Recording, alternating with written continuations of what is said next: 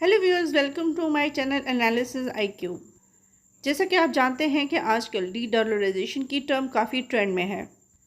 US president Donald Trump ने अपनी recent statements में बार बार ये अफर्म किया है कि वो डॉलर को डोमिनेंट करेंसी देखना चाहते हैं। अगर कोई कंट्री डॉलर में ट्रेड करना बंद करेगा तो यूएस उन पे 100% टैरिफ लगाएगा। प्रेसिडेंट ट्रंप ने स्पेशली ब्रिक्स कंट्रीज़ को वार्न किया है कि वो यूएस डॉलर के अगेंस्ट कोई भी करेंसी इंट्रोड्यूस ना करें। प्रेसिडेंट ट्रंप इस चीज़ पे बिलीव करते हैं कि ब्रिक्स डी डॉलराइजेशन एजेंडे पे काम कर रही है। You know, the BRIC states, there are like 6 of them, and they were trying to destroy our dollar. They were going to say, they wanted to create a new currency.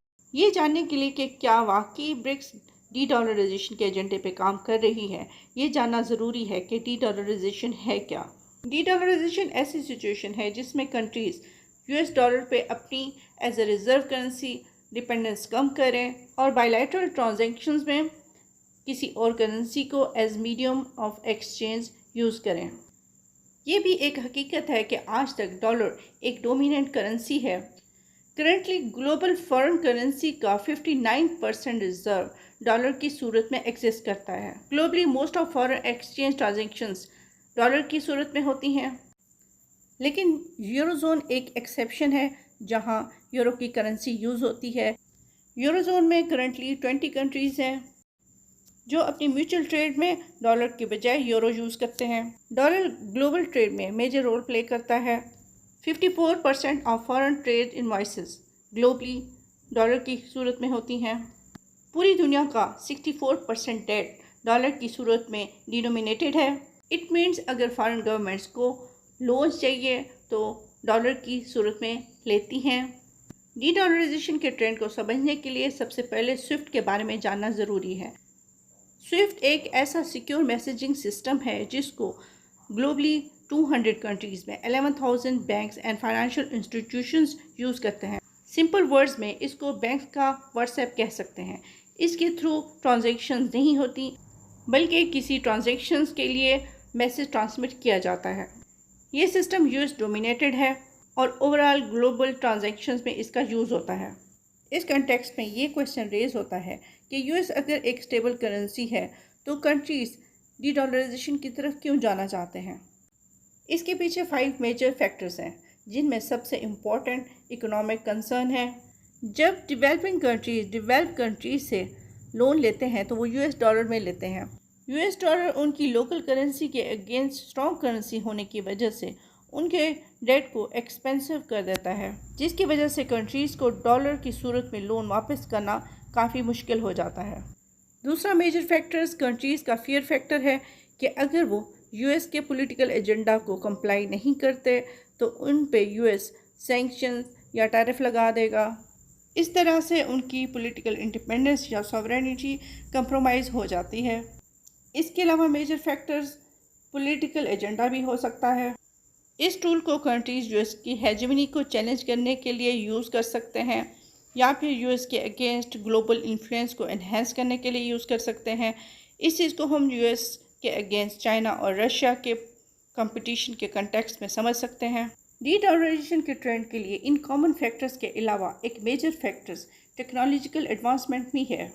नई technologies जैसा कि crypto currencies या digital assets के emergence ने नई possibilities create की हैं। US dollar के अगेंस्ट ये टेक्नोलॉजीज़ मनी ट्रांसफ़र या ट्रांजैक्शंस के लिए चीपर, फास्टर और ट्रांसपेरेंट मींस प्रोवाइड करती हैं। इसके अलावा ये यूज़र्स को प्राइवेसी और सिक्योरिटी भी प्रोवाइड करती हैं, सर्विलियंस से भी बचाती हैं। इसके साथ साथ गवर्नमेंट्स या कॉरपोरेशंस की सेंसरशिप से भी बचाती हैं। आजकल डी डॉलराइजेशन को सिर्फ ब्रिक्स के साथ एसोसिएट किया जाता है, ऑल्दो डी डॉलराइजेशन की दूसरी टाइप से भी मौजूद हैं, जिसमें मेजर एग्जांपल यूरोजोन की है।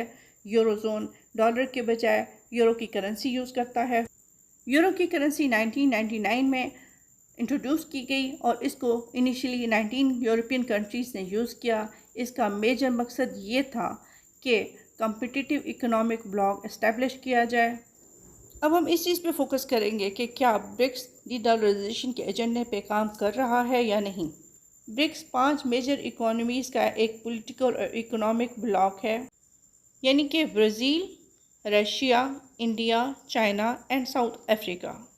ब्रिक्स में ग्लोबल 40% पॉपुलेशन का पोर्शन है और 25% ऑफ ग्लोबल जीडीपी रिटेन करता है। ब्रिक्स के ब्लॉक को वेस्टर्न इकोनॉमिक डोमिनेंस के अगेंस्ट काउंटर वेट कंसीडर किया जाता है। ब्रिक्स ने अभी तक काफ़ी ऐसे टेंजिबल स्टेप्स लिए हैं जिससे ये कंसीडर किया जा सकता है कि ब्रिक्स डीडॉलराइजेशन के एजेंडा पे काम कर रही है। ब्रिक्स के कंट्रीज़ आपस में बायलैटरल और मल्टीलैटरल ट्रेड में लोकल करेंसी का यूज़ करते हैं और उसके अलावा ये अल्टरनेटिव पेमेंट सिस्टम्स की तरफ भी जा रहे हैं, जैसे कि रशिया का मीर पेमेंट सिस्टम। 2014 में यूएस ने रशिया के ऊपर क्रीमिया से एसोसिएटेड सैंक्शन इम्पोज की, जिसके नतीजे में रशिया को वीज़ा और मास्टर कार्ड से ब्लॉक कर दिया गया, जिसकी वजह से रशिया को मुश्किलात का सामना करना पड़ा। तो रशिया को एहसास हुआ वेस्टर्न फाइनेंशियल सिस्टम पे ज़्यादा डिपेंडेंस उसकी इकोनॉमी के लिए ठीक नहीं है। इसीलिए रशिया ने मीर की सूरत में डोमेस्टिक अल्टरनेटिव एस्टेब्लिश कर लिया। सिमिलर सिचुएशन चाइना की है। चाइना ने CIPS cross border inter bank payment system भी इस्टेब्लिश किया है ताकि वो अपनी बायलैटरल और मल्टीलैटरल ट्रेड में यूएस डॉलर के बजाय अपनी करेंसी यानी कि युआन को यूज़ कर सके। ईरान की सिचुएशन भी रशिया जैसी है। ईरान 1979 से सैंक्शंस को फेस कर रहा है। ये अभी ऑफिशियली यूज़ नहीं होती और ये डेवलपमेंट स्टेजेस पे है। ईरान ने US led Swift payment system को बाईपास करने के लिए पेमोन के नाम से एक डिजिटल करेंसी इंट्रोड्यूस की है। पेमोन ईरान की नेशनल करेंसी नहीं है बल्कि gold backed crypto currency initiative है।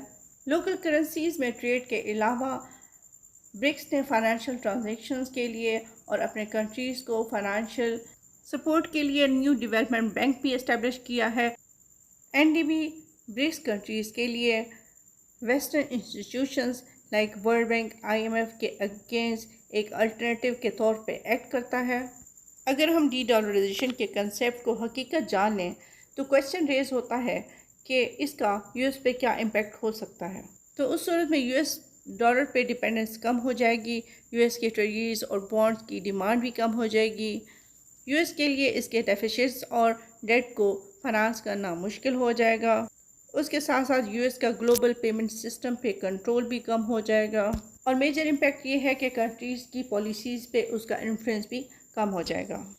इस वीडियो को कंक्लूड करने के लिए इस सिनेरियो को इमेजिन करते हैं कि क्या डीडॉलराइजेशन वाकई में हो रहा है, तो हम कह सकते हैं कि प्रोसेस ग्रेजुअली उस तरफ जा रहा है। लेकिन इसके लिए सबसे बड़ा challenge within BRICS internal divisions है। ब्रिक्स कंट्रीज डॉलर के अगेंस्ट यूनिफाइड करेंसीज एस्टेब्लिश करने के इशू पे डिवाइडेड है। I don't think there's a unified BRICS position on this. I think BRICS members, and now that we have more members, have very diverse positions. हम कह सकते हैं कि near future में यूएस डॉलर पे dependence कम हो सकती है, लेकिन नियर फ्यूचर में ब्रिक्स की कॉमन करेंसी एस्टेब्लिश होने के चांसेस बहुत कम हैं।